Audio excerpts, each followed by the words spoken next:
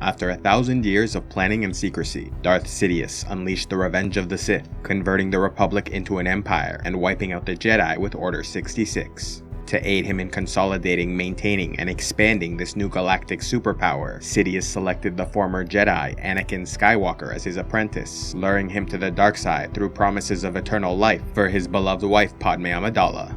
Taking the name Darth Vader, the Sith Lord lost a duel to his old master Obi-Wan on the planet Mustafar, suffering severe burns and the loss of limbs. Yet Obi-Wan refused to end his life, and so Vader was rescued by Sidious, who built him a cybernetic suit to make up for the frailty of his body. When he awoke in his suit, Vader learned about the death of Padme and lashed out with the Force, creating a wave which struck the Emperor and launched him across the room. In response, Sidious chastised him with Force lightning, telling him to forget about the past and embrace his pain, as the only possible path that remained before him was that of the Sith. Accepting his fate, Vader's first task in his new suit was to follow in the traditions of the Sith before him and create his own red lightsaber. To accomplish this, Sidious explained that a Dark Lord must pour his rage and hatred into a kyber crystal, bleeding it until it turned red. Although this could be done with any crystal, including those in the many weapons left over after the fall of the Jedi, a Sith Lord could not be given a lightsaber and must therefore take it from a living enemy. And so Vader's mission was to find a surviving Jedi somewhere out in the galaxy and claim their weapon so he could remove the crystal and bleed it red. As they spoke, Sidious took his apprentice to a balcony where they watched Masamida deliver a victory speech to the people of Coruscant, decrying the Jedi as traitors and publicly destroying their collected lightsabers. Left alone and stranded on a mid-rim planet, Vader's first objective was to locate the special ship his master prepared for him, which appeared to be stolen. Fueled by his rage, the Dark Lord went on a rampage during his quest to obtain a lightsaber, starting with his massacre of the local gang who were preparing to sell his ship. Leaving the planet, he then flew to a former Jedi space station, now controlled by the Empire. Yet rather than provide the Imperial codes necessary for safe passage, he ignored their communications and destroyed every ship sent against him before docking and slaughtering every clone soldier who stood in his way. Believing him a Jedi, the clones hoped to capture him as a gift for the Emperor, but were utterly outmatched, with Vader performing the incredible act of preventing a bomb from exploding with one hand, while killing enemy soldiers with the other. The clones were present on this station to pack up the Jedi equipment left behind after Order 66, and so Vader found a green lightsaber during the battle and used it to fell a number of enemies, but when the fighting was over, discarded it, as it was not taken from a Jedi and could not be claimed as his own.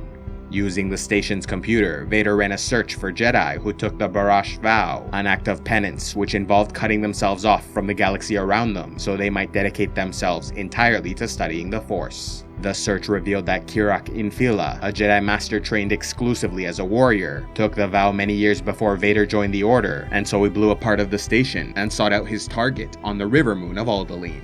Once arrived, Kirak sensed the dark side presence approaching, yet rather than be troubled, he was relieved, as this was at last the destiny he awaited. For years he lived in self-imposed exile, observing the Barash Vow to atone for his mistakes, awaiting the day his purpose would be revealed. Staying true to the vow, he remained on Alderaan even after sensing the deaths of his fellow Jedi, but when at last he cast his eyes upon Darth Vader, he knew the time had come and soon declared his Barash completed.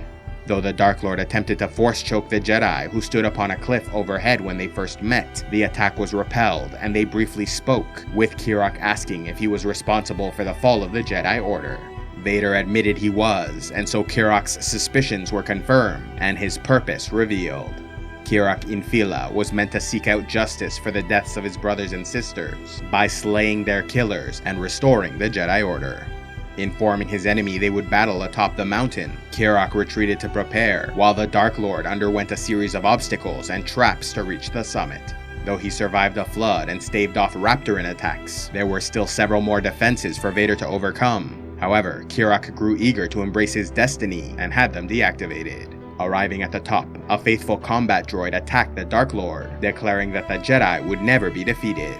Ripping the purple weapon from his hand, Vader threw the droid down the mountain and at last engaged Kirak, who wielded a green lightsaber. However, much to both their surprise, Vader was easily bested, with the Jedi declaring him weak and realizing there must be a greater master behind all that had occurred. After breaking his cybernetic leg, Kirak launched the Dark Lord off the mountain so he might plummet to his death. Victorious, the Jedi left to retrieve his ship, ready to re-emerge onto the galactic scene by killing Vader's dark side master and becoming the leader of a new Jedi Order. Yet Vader survived his fall, landing next to the faithful droid, who once again declared the Jedi would be victorious. Furious, Vader destroyed him and reattached his leg to continue the hunt for his enemy.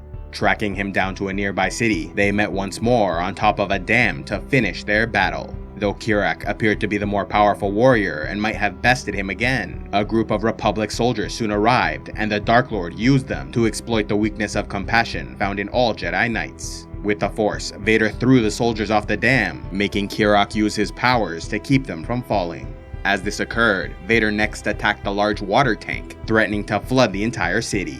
Desperate to save the innocent, Kirak strained himself trying to keep the tank from bursting, and with his plan working perfectly, the Dark Lord summoned his enemy's lightsaber with ease and strangled him with the Force. Realizing he was defeated, Kirak infil'a used his final words to plead for the lives of the civilians, who had nothing to do with their conflict, but Vader mocked his weakness before killing him and destroying the city. Having obtained a lightsaber, Vader's ship was programmed to reach Mustafar, a planet steeped in the dark side, where Sidious wanted him to complete the ritual and make the Kyber crystal his own. After landing and seeking out a place of power, the Dark Lord poured his hatred and anger into the crystal, bleeding it without mercy. As this occurred, he received a vision of a possible future, in which he stopped what he was doing, returned to the light side, and used Kirak's lightsaber to kill the Emperor, before reuniting with his old master Obi-Wan Kenobi. But Vader rejected the vision, declaring that the path of the Sith was all that remained. Finishing his mission, the Kyber crystal turned red, and he completed his new lightsaber.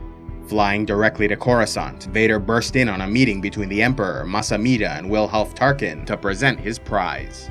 Pleased by his accomplishment, Sidious next introduced his apprentice to the Grand Inquisitor, leader of the Inquisitorius, by pinning them against each other in battle. After easily besting him, Vader learned these were former Jedi with moderate Force powers who had fallen to the dark side and now served the Sith.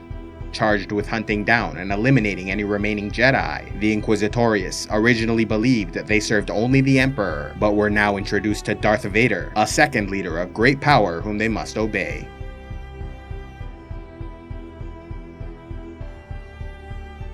A special thanks to all those who contribute to CivilizationEx, like member of the High Council, Torque Frostbite, Wolf King of the Hidden North. If you'd like to help the channel, go to patreon.com/CivilizationEx, where you can sign up and gain early access to videos, vote on future content, and access the Patreon-only series, Heroes of Lore and Legend.